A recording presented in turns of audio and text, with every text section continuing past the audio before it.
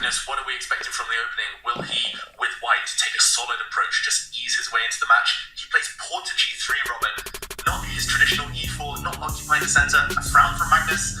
He's snacking up or drinking something, but g3, is that a surprise?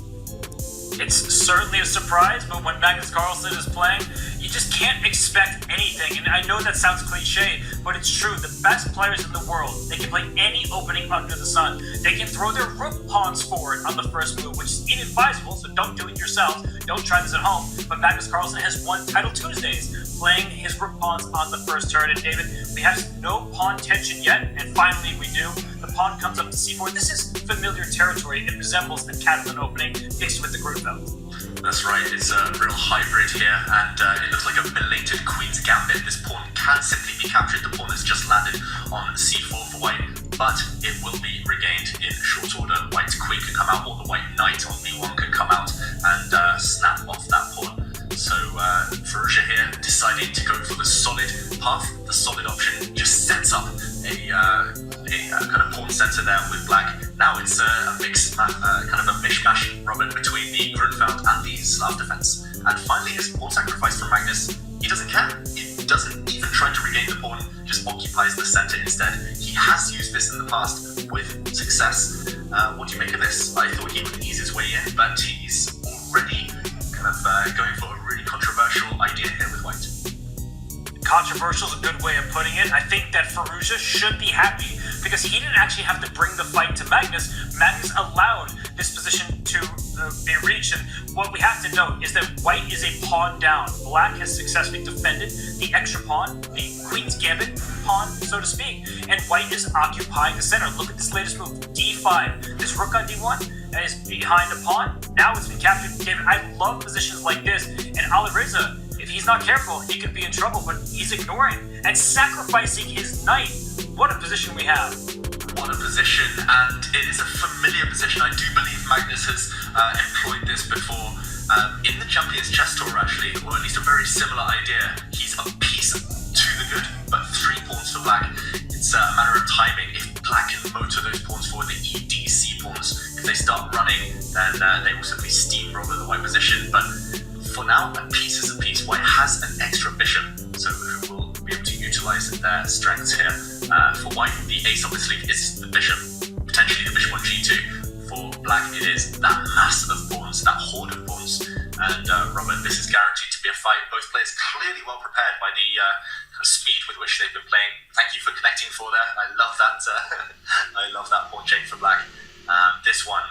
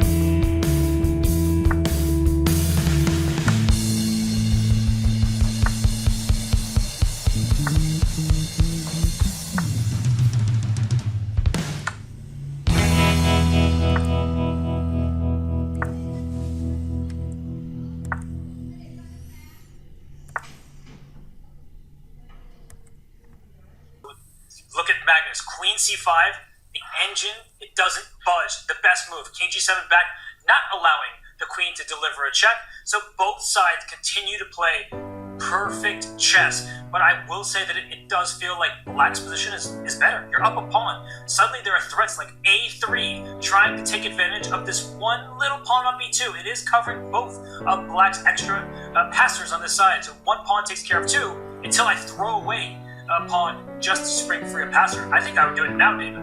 Yeah, I think that's a great call, Robert. Magnus does have this mechanism up his sleeve that I'm really surprised to see this last move, queen to a5. I thought this was the perfect moment to bail out, to escape with a draw. Queen to a7 check, forcing the black king back to h6, queen back to c5, threatening queen to f8, and we'll see a dance between the white queen and the black king, replying to the queen's threats. But Magnus, this last move indicates he's playing for more. But risk is involved if you play for a win in such a wild position, especially with kind of neutrally vulnerable kings. And your move on the board, nice call, deflecting that b pawn. No more b for bodyguard there. The black c pawn therefore will be allowed to run through. I think Magnus will be regretting this decision. The b pawn, once it takes on a3, what else? Simply, you can't take with the queen, you've got to protect your bishop. Then it's just a race, and black is clearly ahead in the pawn race. And important to note that the knight on d2 can be captured, but that's how you lose games, because black pawn to a2, and the bishop on d5 will be loose in the end, while the white queen does everything it can to stop the runaway pass pawn. So less than 30 seconds for white in this game. He does take Alireza. He pretty much pre-moved the pawn to c3. So where is the draw? I see the engine saying it's equal, and I guess, David, it's your plan from earlier. The black king is a bit too out in the open. Yeah, with such a weak king, it's going to be hard to play for a win. Otherwise, Firouzja could push his c-pawn. But it looks like that's playing with fire. It looks like you're really living life on the edge. I don't actually see the checkmate, I've got to admit, Robert, after pawn to c2, trying to deflect the white queen away from the defense of her bishop. But Alireza, under 20 seconds now, surely he cannot take that risk. The professional approach, the recommended approach, would be to retreat the king, repeat once, and then decide. But he's pushing. He's allowing Magnus to go for mate, and Magnus has blundered. Oh, and Magnus missed this simple, quiet pawn move. The black king is safe. There's no bishop check because the knight and the bishop will be hanging if the queen tries to stop the c-pawn, but he can't even do that because the only square is covered by the black queen. Is completely winning for Firouzja now. Wow, don't try this at home. The black king is literally living life on the edge, but Magnus can't checkmate it. He's not in time. There's nothing to do. Black makes a new queen. 2 queens are better than 1. This is going to be a win for Alireza. It was a perfect game until this one moment, and Magnus finally reacts, shakes his head. He knows this is gone. One mistake and he resigned. Play on.